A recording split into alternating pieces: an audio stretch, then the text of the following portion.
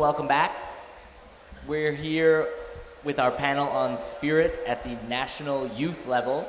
This is the WIFDF Spirit of the Game Conference presented by Rise Up.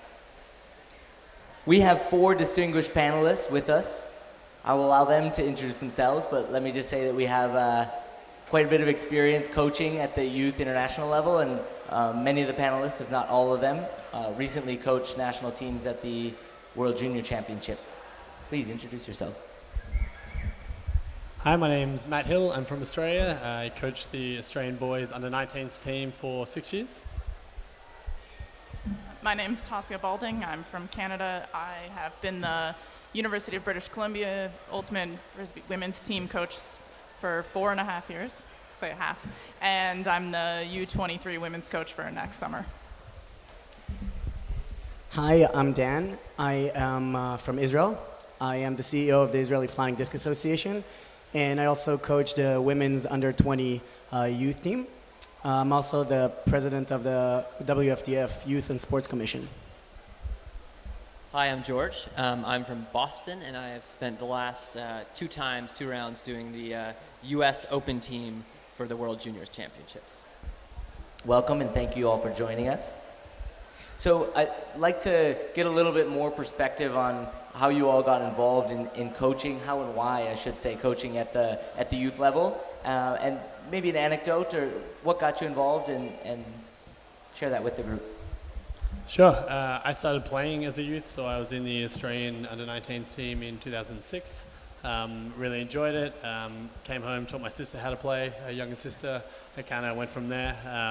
There weren't a lot of youth playing in Australia at the time, so I've kind of been working on that for the last 8 years.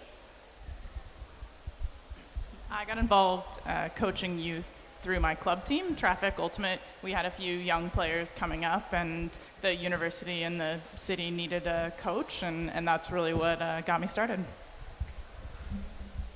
So my story is actually a bit backwards from those guys. I'm pretty young, and I didn't start playing really hard before I started coaching. I actually got involved with coaching through Ultimate Peace. Back in 2009, I just saw the activity back in the Middle East, and I wanted to join in. And in 2010, I just joined a practice up in the north, and I fell in love. I was playing before, but I fell in love with coaching. I just wanted to be a part of it, and that year I actually was asked to help out with the national team because it's a pretty young program back in Israel. And I was kind of just learning with the process back in 2011, 12, 13, and this year at WJUC. I got involved in coaching because some of my most powerful developmental experiences as I was growing up in the ultimate world were through being in youth programs, both on my high school team and representing the U.S. a couple times. So I wanted to learn how to give that back as best I can, and that's sort of what motivated me. That's great. So given that you all are elite coaches at the youth level, I'm going to ask you to finish this sentence for me.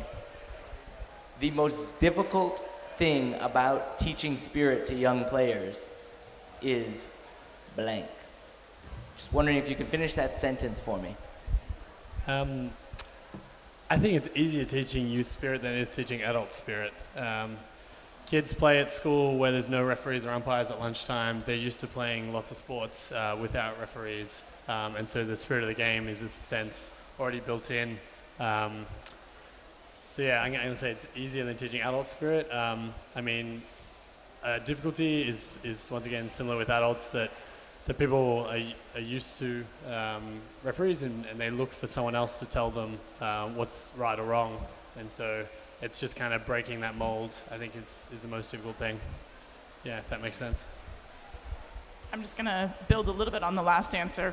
For me, the most difficult thing is trying to teach people to step back in that moment and think how to look objectively at a situation when they're right in the middle of it. Often that's the hardest time and the hardest thing to do, so often we try to, at least with the UBC team, we try to have everybody have their word that calms them down, or some sort of like attainable thing that can get them to kind of back off to be reactive, so that it's more of a conversation rather than a reaction.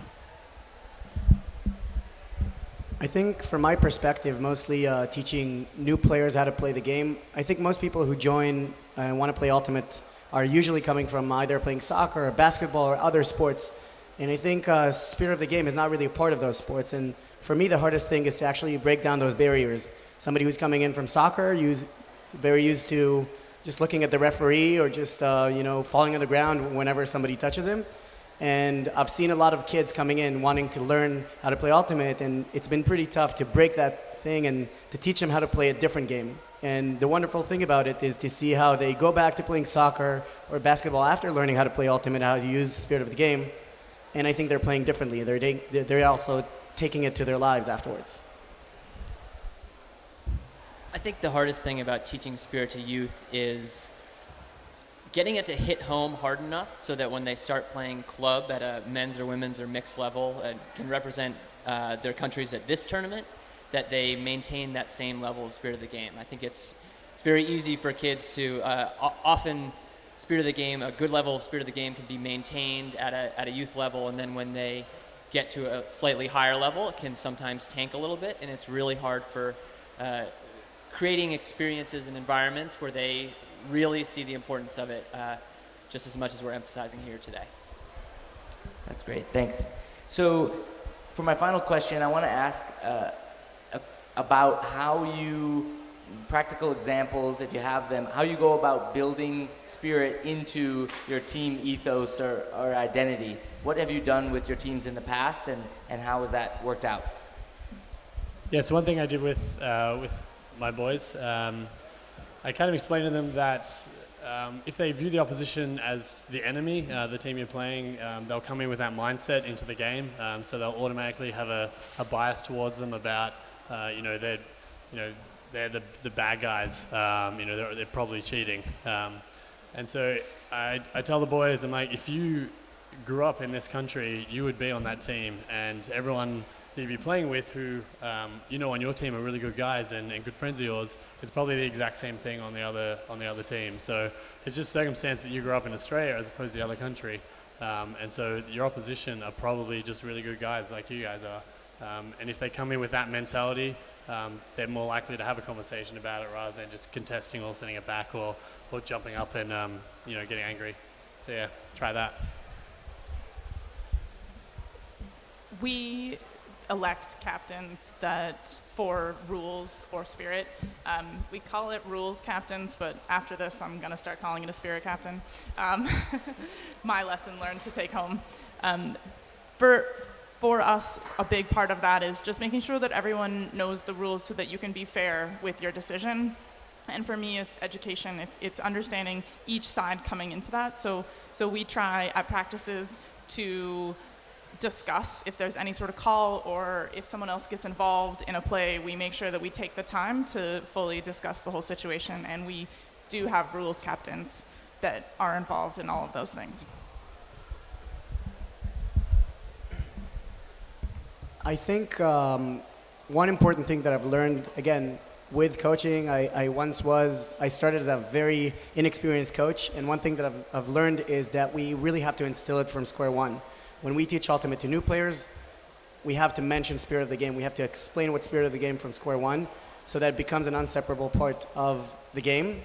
And also, when I coach the national team, it's also really important to mentor it all the time. Most of us are also players, and they look up to us. They look at everything that we do on the field, off the field.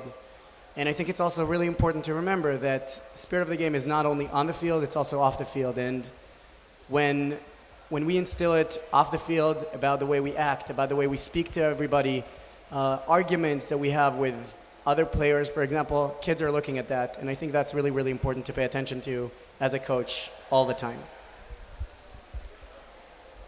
I think for me, a big thing that we try to focus on with the U.S. Open team is emphasizing the internal and a positive, strong internal team environment. And that often really, when you get a team that really is positive and loves each other and plays the game for the right reasons and can practice with good spirit, that really cascades to when they're at a tournament and playing against another team. often instead of having it be an us versus them situation, just like you were talking about, they want to include other people. They want to bring people into that positive environment. So that's sort of how I see it. That's really great. I'd like to thank the panel for joining us and sharing their thoughts on this really important topic of spirit at the youth national level. Thank you.